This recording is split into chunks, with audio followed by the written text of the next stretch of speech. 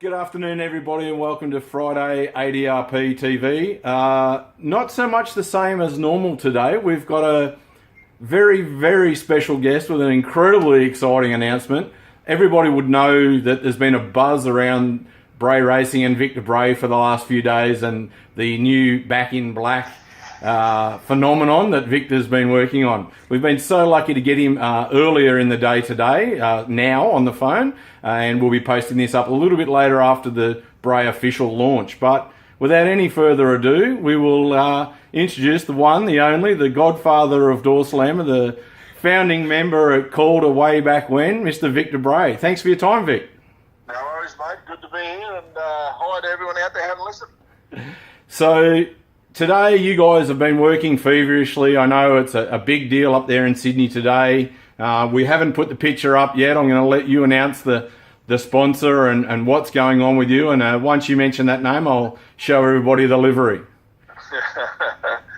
No, mate. It's we've been lucky enough to sign a deal with Australia's only fully Australian-owned oil company, Gulf Western Oil. So very, very happy with it. I've known the Vickery family for many, many years. They've been involved in drag racing for many years over for a few cars, Sainties and a couple of motorbikes and stuff over the years. And they, got a very heavy involvement with a lot of teams as far as product goes, from Queensland right through to WA. So, mate, they decided to step in and be the major category manager for Team Bray Racing, naming rights manager, naming rights sponsor. So we're very, very happy, and we're doing a launch here today at their state-of-the-art blending plant at St Mary's here in Sydney.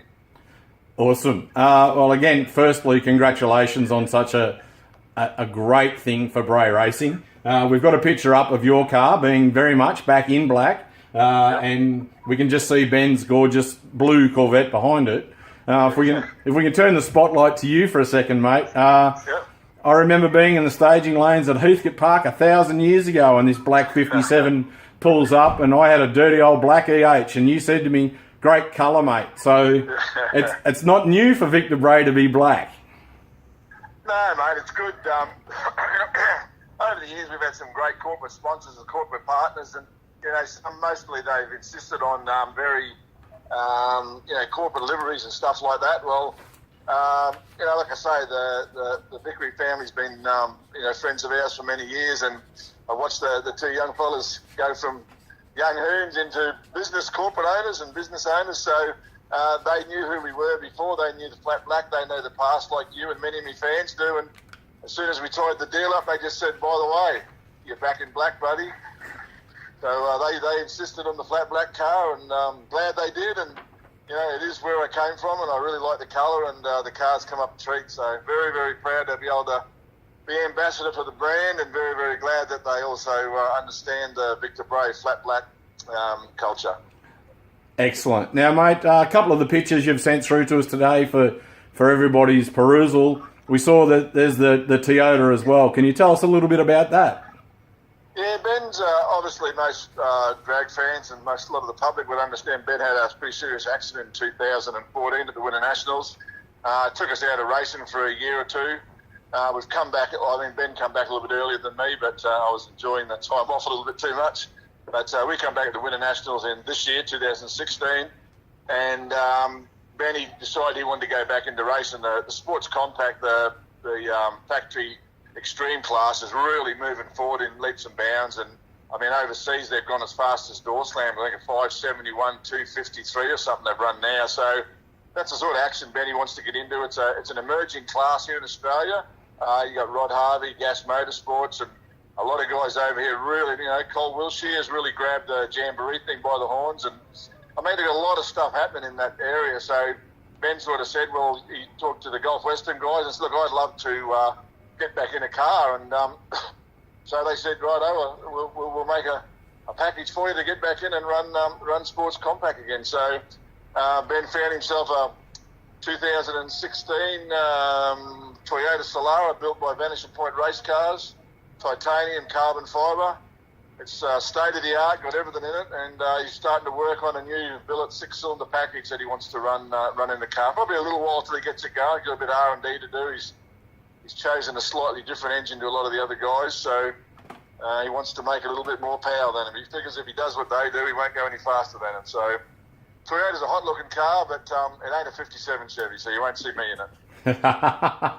Well, we did get a little bit of an intro into that when you and Ben were over at the SEMA show recently. Ben mentioned about the Solara, so we've all been waiting with bated breath to see where that was headed. I think it's a nice car. Technology's there. I mean, we've pushed the cars around a couple of times during the display here, and my car and Ben's door slam about the same to push. Their burnout car's a little bit heavier. You can push the Solara around with your finger. Lightweight car, mate. Lightweight car. So are you predicting that we could see door slammer-esque times out of this car? Well, that's what they're doing overseas. But I mean, overseas they have unlimited funds. Ben's got to fund this himself, and Gulf Western's helping out a lot. But they have to. There's a lot of technology, a lot of research, R&D has to go into getting that car where he wants it to be, and that's sort of not there yet. But he knows he's sort of planned a bit of a path where he wants to head, and that's what he wants to do now. Just head down that path and start working on it. And I think he's purchasing a few parts in the next couple of weeks and give him the basis of where he wants to go. Okay, very cool. Now, when I spoke with you earlier in the week as to organising today, you mentioned that you're back in full swing. It's back to the good old days. Bray Racing is going to be on the road. Tell the fans a little about what they can expect to see from Bray Racing. Well, mate, we want to get back on top of the whole performance thing, of course. I mean, we've been, a couple of years ago, we put a bit of effort in, spent a bit of money on research and development. We actually won a few races. We shut old Zap down a couple of times, which is God's toughest thing in the frigging world to do. The guys are genius when it comes to drag racing and door slammers. So we just wanted to get back out there again and start working on it. And I think you got a lot of guys been going in their 80s lately, and Ben's been in the 70s, but consistently in the low 80s. And mate, I really think the 80s is where it is nowadays. 580s, and I mean, plenty of runs over 250. I think Zach went 256 the other day. I think Capir's has been 258. Ben's been 254. Fabietti with young Valeri driving, they've been 254. So I mean, the performance level, the average and more mean performance level has certainly moved up, and I think that's where we've got to go. Murray Anderson told me about a year ago, just after Ben got his Corvette built, that he was going to retire and he wouldn't be able to build me another car. I actually had all my body and everything down in his workshop for him to customise and modify. But he said he wasn't going to do it because he's going to retire and he had enough. I thought, well, there you go, that's it. This is the last car I'll ever have. And that was prior to signing the agreement with the partnership agreement with Gulf Western. So now that it's signed and we're in place, I ring him up again. I says, Murray, you've got to come out of retirement. I said, cricketers do it, tennis players do it, motor racers do it. So why can't a chassis builder do it? Anyway, he's agreed to build me another car. So wow, there will be another Victor Bray 57 Chevy somewhere down the track. All being well, it'll be. We're going to modify it, talk closely with the IHRA and Andrew people, make sure it's a legal car. Yep. And we'll make sure that we build all the new technology in that we can. Wow, that's a breaking news story right there. I mean, it is. As much as we love the car you've brought back with this gorgeous livery, how old is it now? 2002, I think we built this one. Look, I love this car, don't get me wrong. This car is a treat to drive, and Ben's convinced me that I have to go left-hand drive. This car's right-hand drive with a swing-arm rear end, and Ben's convinced me, and Murray's convinced me the new car's got to be left-hand drive with a 4-link rear end. And, okay, that's where you got to go if you want to run the big numbers. I understand that. So, we're happy to go there. I just hope when I go to shift gears, I don't open the door. Well, I certainly would have lost a bottle of your much-loved Bundaberg rum on that bet to see you in a left-hand drive car. Yeah, I'm a bit nervous about it. I mean, take Gary Phillips, for instance. He bought a left-hand drive car, and he said it was no big change over, being a right-hand drive car. But one of the things you got to remember, this is what I keep telling him, the fastest car in the country right now is John Zappia. The most winningest car is John Zappia, and he's right-hand drive. Yeah, very true. I don't think any of us could argue. But he's a light guy. He's a light guy. It probably doesn't affect him as much as it affects someone my size. So. I don't think it's going to be an issue for you. We were very fortunate to speak to you in the deep end at the Winners. Your first pass back after a break, and you'd been out of the car a long time, and you went 5.99, mate. So I don't think switching the steering wheel on sides is going to be a big problem for Victor Bray. We'll see. Well, that's something we'll wait and see. And also, just another interesting point, Ben also bought the sister car to his Corvette. So we got that sitting in the shed at home. I don't know what he's going to do with that one, but I think he's talking hair dryers. So. All right, well, we'll leave that for another day and another chat with you. Just in closing, could you give us have you got a ETA of when we're going to see the new livery on the track, Vic?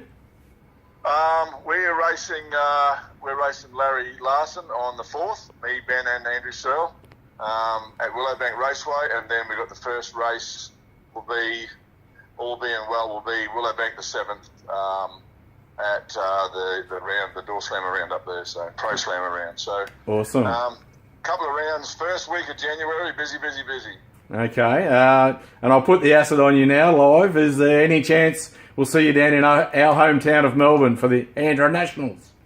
We're certainly looking at it at the moment. Yeah, I mean we've got we need to know what they're going to do down there and how they're going to go about it. But no, mate, look, we definitely want to come down to Calder Park. We want to run Calder, Adelaide. We want to run everywhere. And while drag racing's a bit divided at the moment, we certainly want to run the bigger events, and we do have a limited. No matter what you do, you've always got a limited budget, limited time. So yes, we're certainly looking at what we're going to do. We're going to put a program together. But mate, it's nothing. I love Calder Park. I've had some of my best moments down there over the years, and some interesting moments over the years as well. So I just want to just tell everybody that if we consider it a good place to be and one of the places we want to go, mate, I'll be there in the flash. And at the moment, that's what we're talking about. Awesome. All right, now I know you've got so much to get done this afternoon. You've got I think you're kicking off at 4 o'clock today, so we will just graciously thank you for your time.